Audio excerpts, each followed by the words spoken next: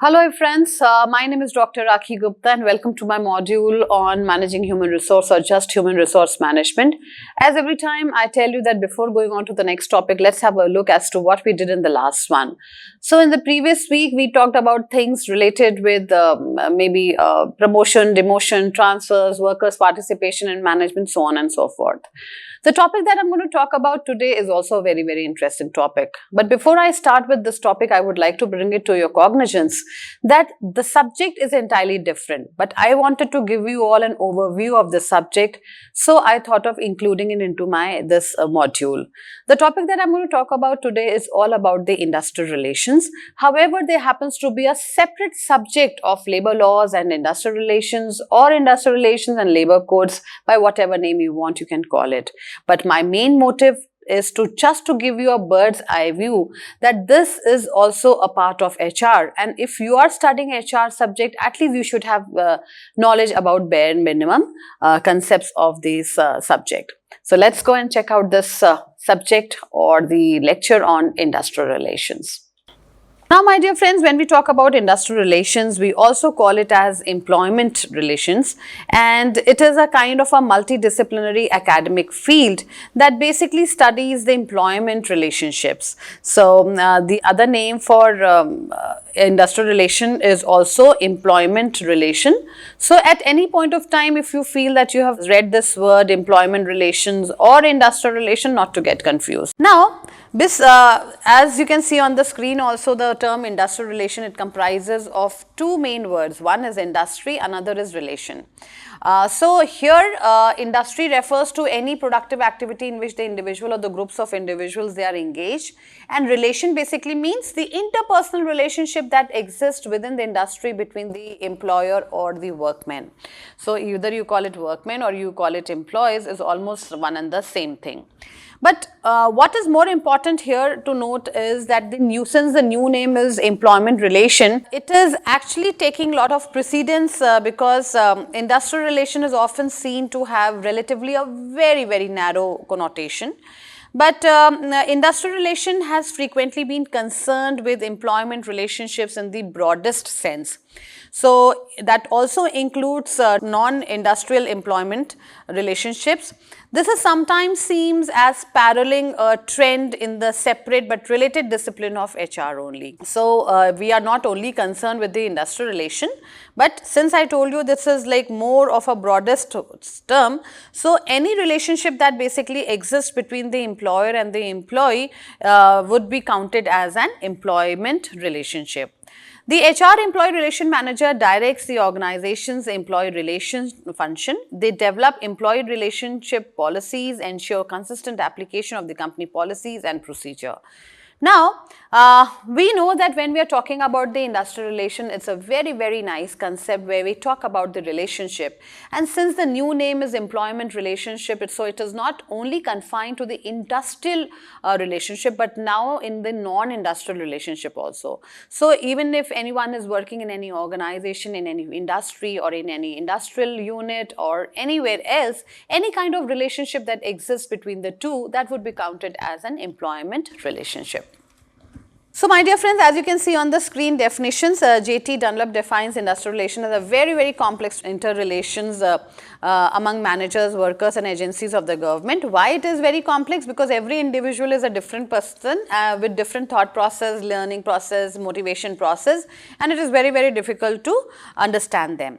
Then in the opinion of V.B. Singh, industrial relations are an integral aspect of social relations. Why are we talking about social relations? Because we are idly talking about the relationship that is existing between the employer and the employee or employee or the employer or the government, arising out of employer interaction. This is very important. If there is a relationship at the personal level, then it is quite different. But anything which is arising out of the employer-employee interaction in modern industries which are regulated by the state in varying degrees in conjunction with organized social forces influenced by the existing institutions. So naturally, this industrial relation in India also basically it deals with the kind of relationship that actually exists between the employer and the employee, and also at times the government also comes into play. Then we know that in any organization, workers are working, we know management people are also working.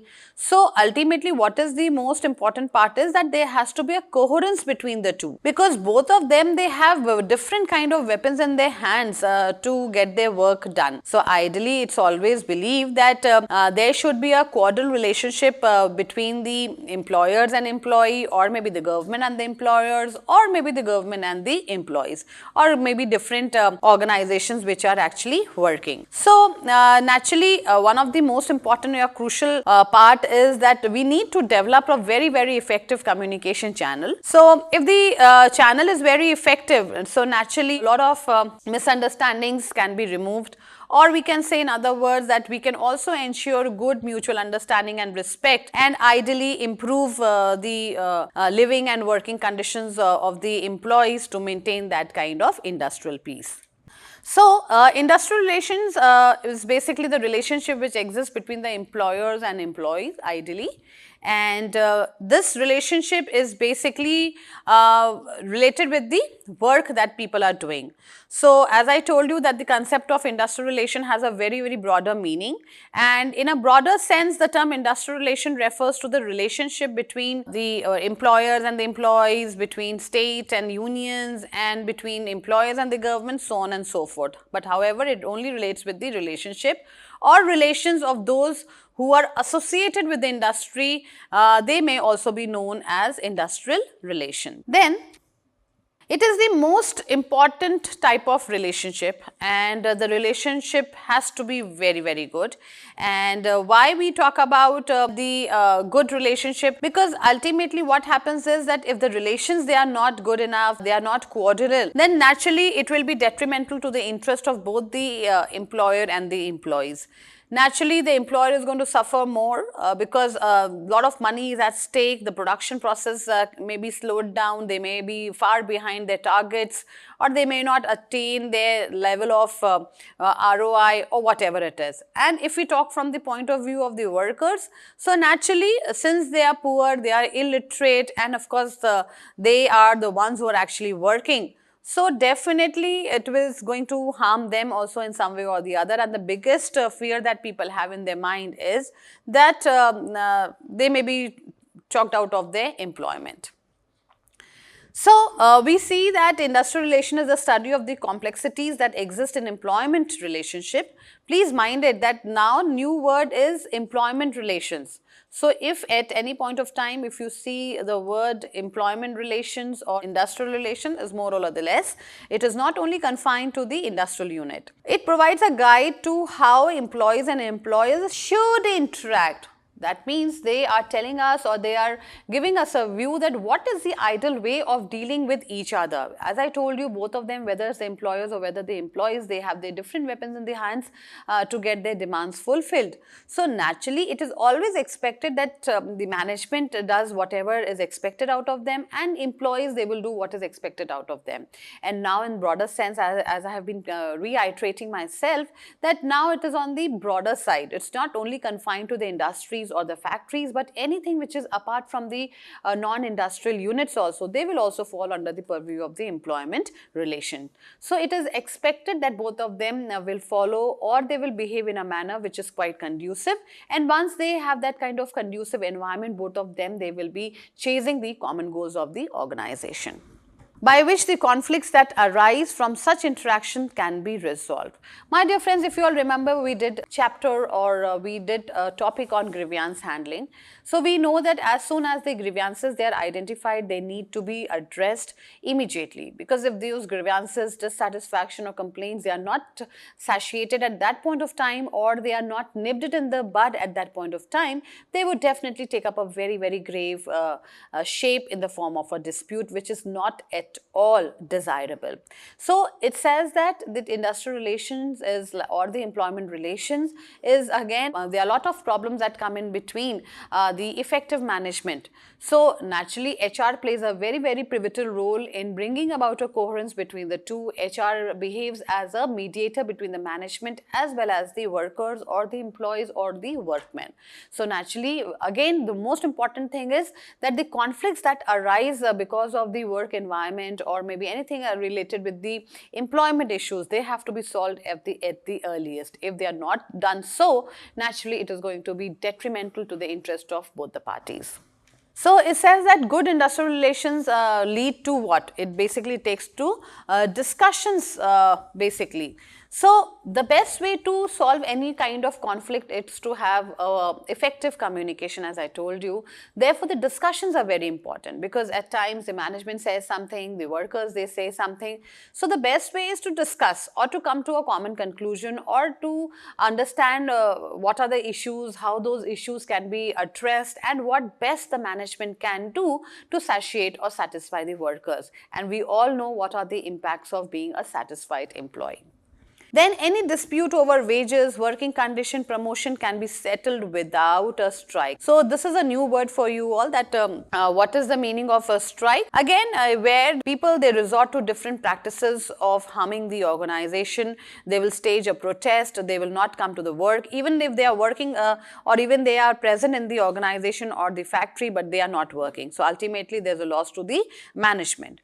So one of the best ways to have a good industrial relation is, of course, to establish communication, effective communication between the workers and the management, so that we are able to maintain the sound relationship between the two. And of course, when the relationship is good, the support will be there. Again, I'll reiterate, a TRS, trust, respect and support will automatically be there. And of course, there would be a lot of creative contributions coming from the management side also, and from the employee side also, for the purpose of attainment of the company's goal.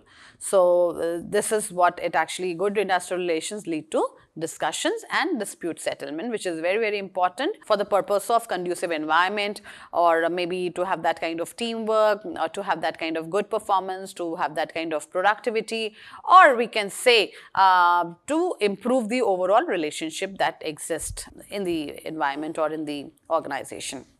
So in case if on the other hand side, if there are poor relationships, then what will happen? So definitely there will be disputes and strikes. And as I told you, disputes, again I will be covering this topic at length in my coming lectures also. Just for the moment, you should know that disputes are not at all desirable. And strikes, naturally we know that everyone, they keep striking, or they will stage a protest against something or the something, and they will be hampering the productivity of the organization. Then poor industrial relation is again a loss of pay for employees. As I told you that the employers as well as the employees, both of them, they have great weapons in their hands, and they keep on threatening each other every now and then. So definitely since employees, they will always remain employees only. So in that case, there is loss of pay for employees, loss of profit for the employers, because naturally the production is getting a hit.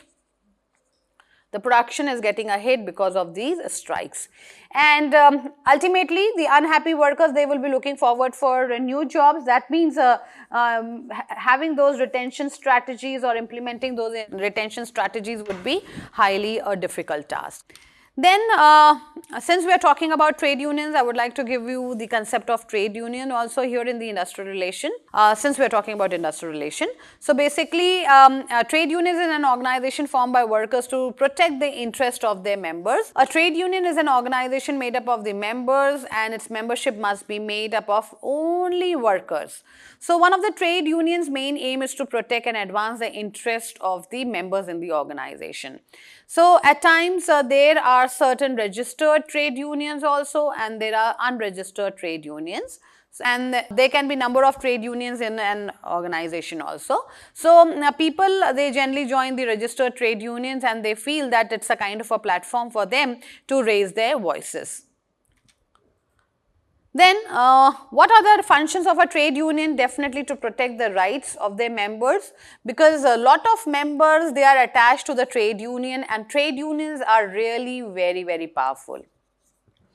Negotiate wages and salaries, negotiate work conditions, represent members at the national pay agreements, and the primary function is to engage in collective bargaining process. Now, this happens to be a new word for you, but again, I will be discussing about the collective bargaining at length in my forthcoming lectures also. So basically collective bargaining is like both the workers and the management, they sit across the table to determine the terms of condition of the employment. So naturally at that point of time, the trade unions, they play a very, very crucial role. Then what are the benefits of joining the trade union? So it says that higher standard of living for the members and better wages and conditions. So they actually fight for the interest of the workers all the time.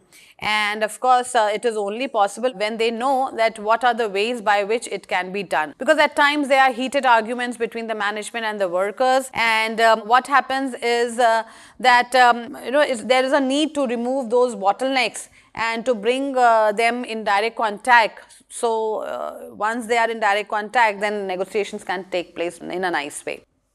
Then a greater job security if union is very powerful. Of course, it says, as you can see the hand also, it's unity, the strength, and you see all the workers, they are attached to one trade union. So if people, they come together, they are very, very powerful, and at times the management also has to listen to the trade unions. Or in other words, we can say that trade unions, they are a kind of a mediators between the management and the workers, and of course HR is going to facilitate the entire process. Then there is increased bargaining power, one voice for all workers. Can you see that? Increased bargaining power. So what are they bargaining on? So they are actually bargaining for the conditions of work for the workers or the employees. And protection against discrimination or unfair dismissal. Now definitely discrimination can be done, there can be favoritism can be done. If you all remember, we did something related with promotion also. So at times there can be some discrimination in the promotions or maybe in promotion policy. So naturally, if any of the workers, they feel cheated, or if they feel that their interests are not protected, then in that case they can always voice themselves with the help of these trade unions. So, ideally when we talk about the participants in industrial relations, we know that it is the employers naturally, then the employees and their trade union. So now I hope you understand what is the meaning of trade union. So my dear friends, trade union is nothing but is just a kind of an organization or a platform through which workers, they can always voice themselves. They can always put their demands to the management, and then management has to take cognizance of it, and then the management will decide what action has to be taken. So when people actually joined trade unions, so they feel a sense of pride, there is a sense of belongingness, they feel that somebody is behind their back to protect their interest. So naturally, as we said, that unity is the strength. So they stand united for all the workers, one voice for all the workers. So more or less, all the workers or the employees, they are a part of some or the other trade unions. But at times these trade unions, they also create a lot of ruckus also. They become a bottleneck in the effective or efficient implementation of the different kind of policies also. But simultaneously, they have some kind of advantages also, reason being because workers feel very happy and satisfied, and they feel that, okay, their interests, they are protected. And the third party in the IR is the government. So it could be the state government, it could be the central government, so on and so forth. So as far as this industrial relation is concerned, it was actually founded by John R. Commons.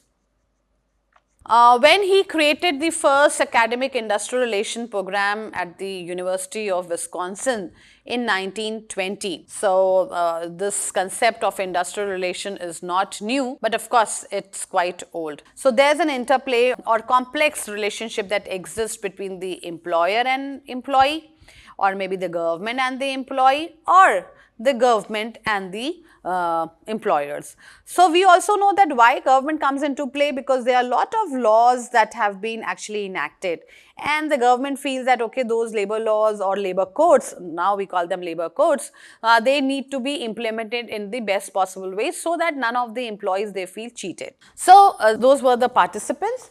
Now, the IR actually covers a number of areas. So, ideally we know that what is the meaning of industrial relation, or what is the meaning of a trade union, and who are the players in a trade union.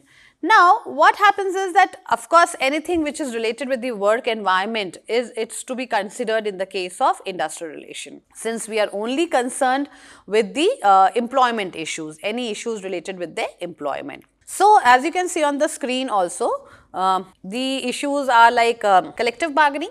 Now, collective bargaining is basically, again, as I told you, that both the management and the workers, they will be sitting across the table, and they will be discussing the terms of employment. And industrial relations, basically, my dear friends, they are concerned with the systems, the rules, the procedures which are actually used by the unions and the employees to determine the kind of reward for their effort or their conditions of employment. So naturally, the main purpose is to safeguard the interest of the employees, and naturally, it is also dependent on the way the employers treat their employees. So there are few people who treat their employees in a better way, and there may be people who may not treat them in a better way. So then only comes the bottlenecks or the issues or the conflicts or the grievances. And if there are grievances, if there are conflicts, only then we go for the collective bargaining. Then the role of management unions in government. So IR covers this also. Then there's a machinery for the resolution of industrial dispute. So again, for the moment you need to understand there is a Industrial Dispute Act 1947. So this act itself is very huge and it covers all the major issues. As I told you that IR is a different subject altogether, but since I am talking about HRM, I am talking about managing human resource, so I thought of giving you a bird's eye view of these concepts also.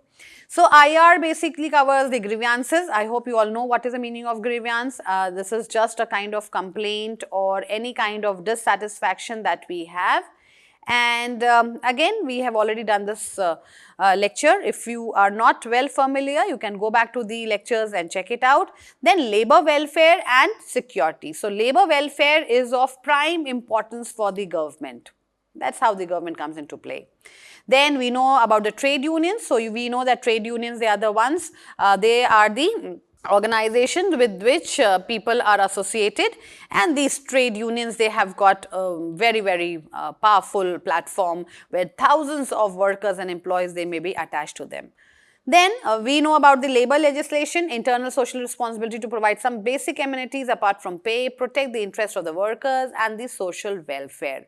So now the labor codes have actually come into the play, but when labor codes were not there, so there were a lot of other labor security reforms were there. For example, Gratuity Act, Provident Fund Act, so on and so forth. So naturally, it's important that these acts, they are properly covered in the organizations. Now, the next topic that I'm going to talk about is all related with approaches to industrial relations. So by this time, I hope that you understand that what is the meaning of industrial relation. But again, my dear friends, that industrial relation is not only confined to the industry but also to the non-industrial organization, and the new word is the employment relationship. So let's quickly have a look at this kind of approaches. For example, there is a system approach, Unitary, Pluralistic, Marxist, sociological, Gandhian, psychological and human relations approach.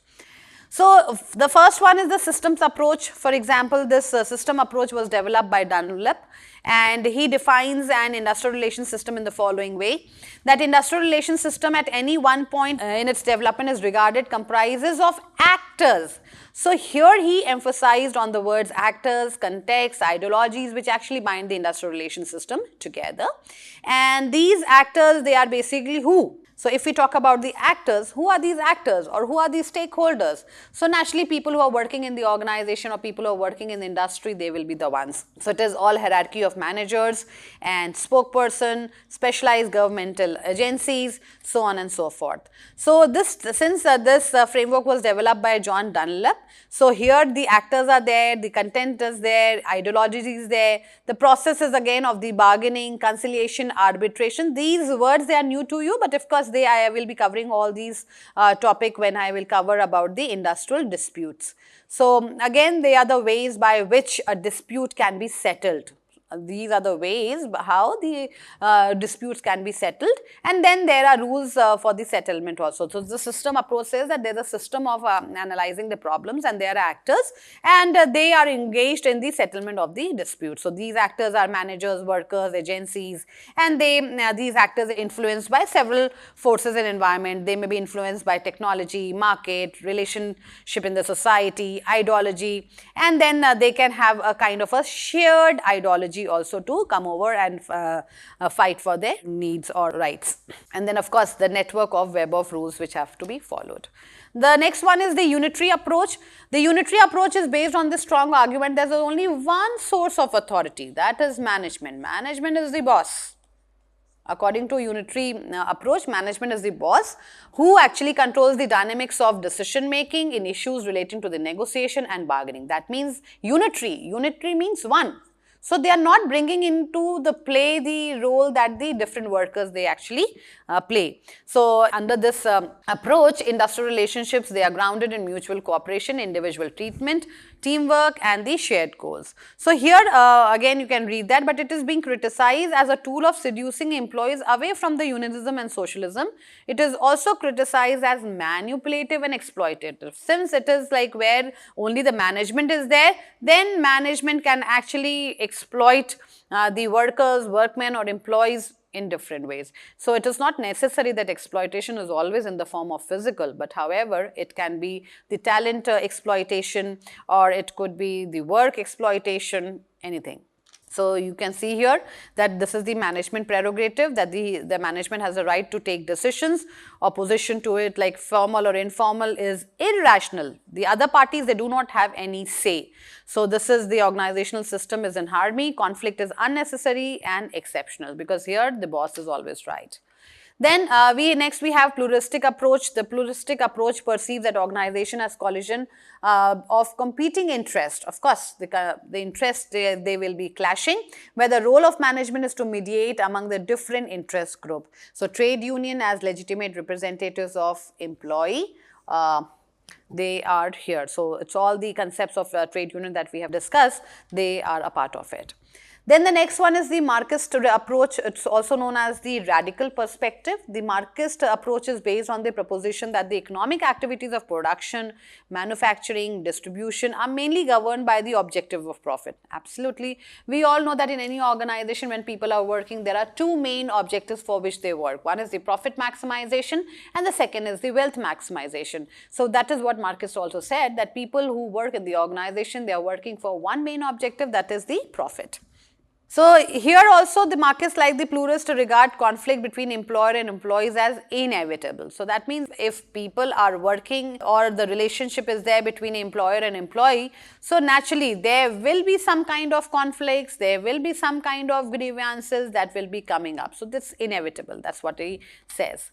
So if you can see that that conflict will never stop. Ceases means basically the conflict will never stop.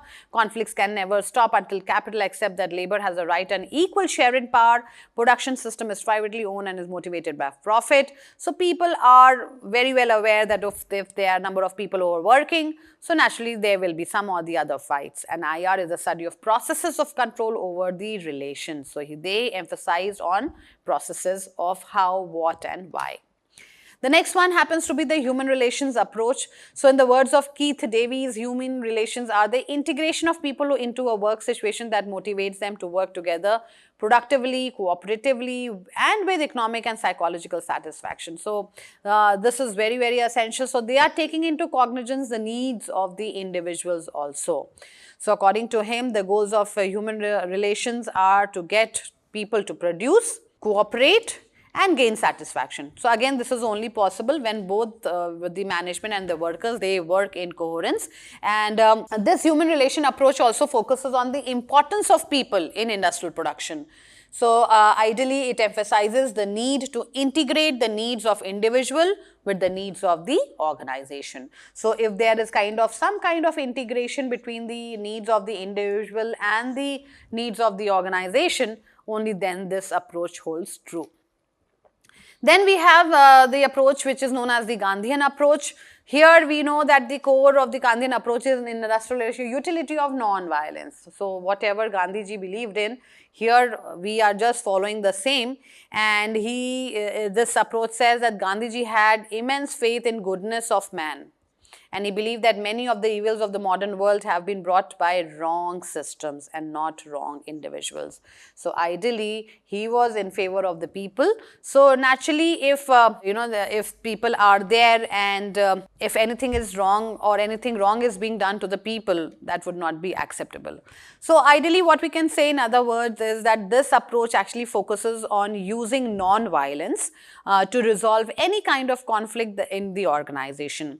So my dear friends, it actually emphasizes on truth, voluntary arbitration of disputes, and of course they want people should not be suffering at the cost of the organization. And the next one is the psychological approach. According to the psychologist, issues on industrial relations have the differences in perception of the management, unions, rank, and the file of workers. So naturally, we all know that there are differences in personalities, attitude, view, suggestion, whatever way you think of. Everyone is different. So ideology, it says that different people, they have to be dealt in different manner. And naturally, when people, they are being dealt in different manner, we have to take into cognizance the kind of thought process they have, the kind of personalities they have, or the kind of attitudes they have towards anything. And probably we are ending this presentation also. So more or less the next approach is the sociological approach. So here it says that industry is a social world in its miniature, and it is said that in the sociological approach, the organizations and the communities of individuals and groups with differing personalities, educational and family backgrounds, emotions, sentiments, these differences in individuals create problems of conflict. So according to this approach, it is not only the working conditions that are causing the conflict, but ideology. People who are coming from different backgrounds, they have their different beliefs, they have got different views, suggestions, and of course the norms, anything, whatever you want to call it. Since people hail from different diversity, people are there. So ideology, the problem lies with them. It is not the problem of the organization.